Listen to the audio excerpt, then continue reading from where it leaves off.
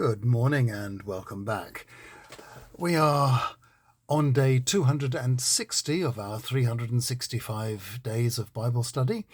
At the moment we are looking at the parables of Jesus, and we've moved into St. Luke's Gospel, and we're looking at chapter 10 verses 29 to 37, a very famous parable, this one, the parable of the Good Samaritan, which I have translated like this. But the lawyer wanted to justify himself, so he said to Jesus, "Well then, who is my neighbour?"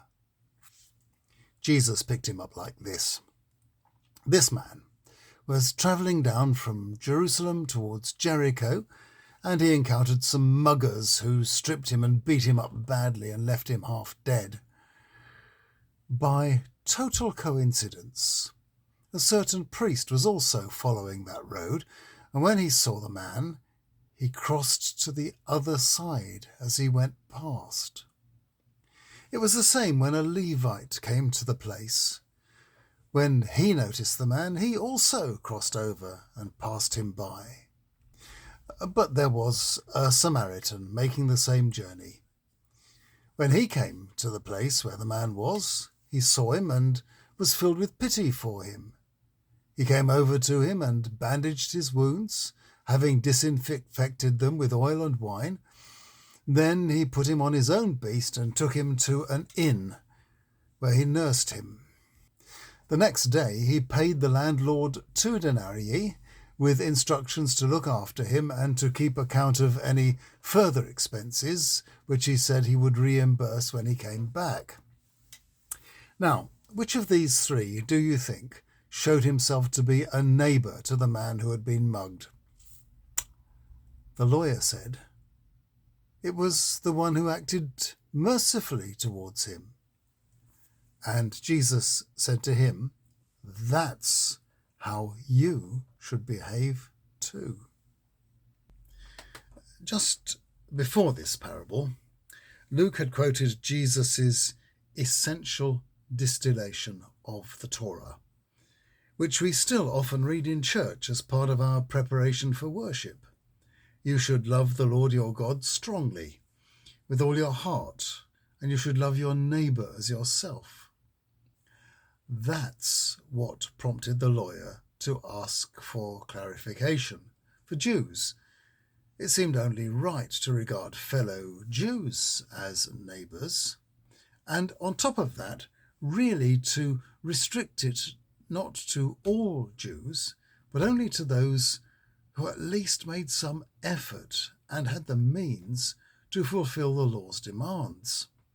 This plainly did not apply to Samaritans, who were so close to being Jews that no one else could see the difference. But they didn't worship at the Jerusalem temple.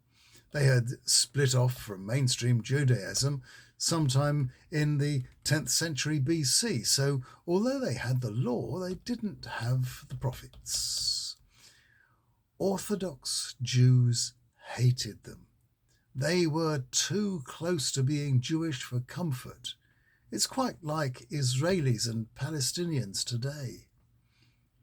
Jesus chooses a Samaritan for this very reason. Nobody listening would have regarded a Samaritan as a true neighbour. With amazing skill, Jesus then sets up a scenario where a Jewish trader is mugged and assaulted and left for dead by the roadside. Why won't the priest or the Levite approach him? They don't want the inconvenience of having ritually to cleanse themselves in case they find that it is a corpse and not a living person. They give him a wide berth. The strictness of their observance of the law stands in the way of compassion. The Samaritan did not have this attitude to the law, and its strictures were not more important to him than the human compassion he felt on seeing someone in dire straits. The lawyer Jesus was speaking to would have understood right away why the two religious Jews crossed the road to avoid a potential corpse. No explanation necessary. The challenge from Jesus at the end of the parable may have terrified him. Who is my neighbour? Whom should I love as I love myself? My love has to overcome my fear. I had been taught to keep myself pure because God requires it. Now I am reminded that I also have to love because God requires it. The lawyer who questioned Jesus is being taught in a very graphic way how love must overcome fear, or the spirit of the law and the prophets would not be obeyed. Jesus says that's how you should behave too.